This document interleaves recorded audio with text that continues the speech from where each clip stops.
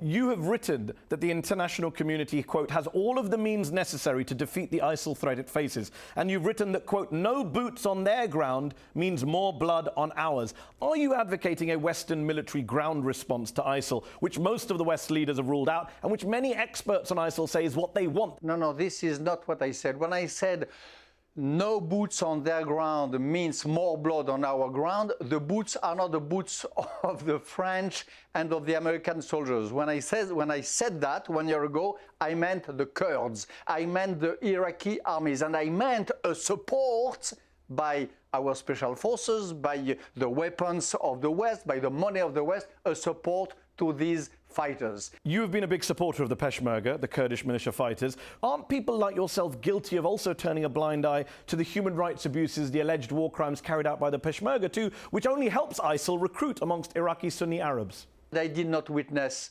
these human rights abuses. I did not witness what you are saying about. It's not what I'm saying. Human Rights Watch. Human Rights Watch has documented abuses by Peshmerga fighters against Iraqi Sunni Arabs. Okay. Human Rights Watch seemed to document them. I was not witness of that. I was present in the Battle of Bashika. What I saw is that the people belonging to ISIS or having supporters ISIS are not welcome in the future of Bashika. This is another story. It is not ethnic cleansing as I have read here or there. And you talk about being a critic of radical Islam. Here's what I don't get. French liberal interventionists such as yourself are happy to support or empower, quote-unquote, Islamist fighters in Libya or Syria or elsewhere, but at home you call for crackdowns on political Islam, on, quote-unquote, Islamism or Salafism. Do you not see a contradiction between supporting or empowering these forces abroad, but railing against them at home? I never supported, neither in Syria nor in Libya, radical Islamist fighters. I supported Democrats. I prayed and begged my government to support, between Bashar and jihadists, this force which existed 3 years ago, who are the Democrats. And in France, which has been the subject of horrific attacks in recent years, is one of the top European contributors per capita of foreign fighters to groups like ISIL. In France itself, do you see any contradiction between being a champion of liberal values and yet supporting a French state of emergency, a domestic crackdown that's been heavily criticized by Human Rights Watch, by Amnesty International, by the UN? You've said France must do more surveillance, must ban hate preachers. Whatever happened to Je suis Charlie and the great French liberté? Je suis Charlie is still there. State of emergency is something else. It is a way to protect the civilians of every faith, Christian civilians, Muslim civilians, French Muslims, French Christians, French Jews, against the pure plague and horror of jihadism. This is a state of emergency. And as the word says, it is provisional. It will last as long as the threat of jihadism will last. And no one in France, in the democratic camp, lives easily with this perspective. But alas, in this asymmetric war, it is a necessity. When you say it's war, as you did after the Paris attacks and in relation to the homegrown attackers, isn't that hyperbole and isn't that counterproductive? You're giving these thugs, the Charlie Hebdo attackers, the Paris attackers, who were petty criminals, ex-drug dealers, ex-convicts, misfits. You're giving them what they crave, warrior status, martyr status, rather than treating them as the lowlives, the sadistic killers that they were. It is a new sort of war. It is an irregular war, asymmetric war, but it is a sort of war against civilians. And I oppose the war against civilians in Syria.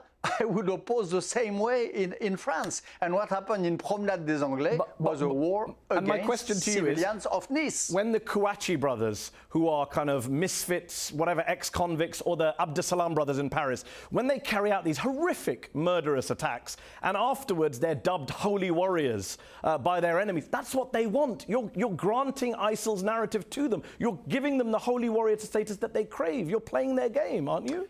You're not worried about that? You are not completely wrong. This is what, yes, of course. This is why I recommended in a lot of articles to leave them to the night, not to give their names, not to fall into the narrative of their life. This is true, that there is a sort of complaisance, a sort of goodwill in telling the storytelling of their life. This is a big mistake. But to oppose these sort of attacks by all means, not to tolerate them, not to excuse them, the worst in this situation, there is two terrible attitudes. One is to excuse, to say that they do that, they do crime, they commit crime because they are poor, because they had a difficult childhood, and so on. This is a huge mistake. Another mistake is to turn them into heroes of new TV shows. Okay. This is right, and that is why. And some would say a third mistake is to treat them as warriors rather than criminals. Some would say a third mistake is to treat them as warriors rather than criminals. The Nazis, before becoming warriors, were also very often criminals. The SS and the SA. These lone wolves are not the Nazis. These lone wolves are not the Nazis. You're giving them a status they do not deserve.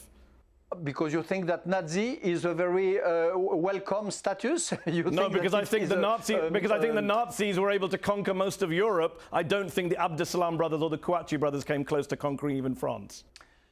The Nazis before Hitler coming to power were not able to take Europe. But this is not the point. The point is that this will of crime, this mix of gangsterism and ideology, this is very common from Stalinism to Nazism to now jihadism to this sort of totalitarian crime. It is one common point.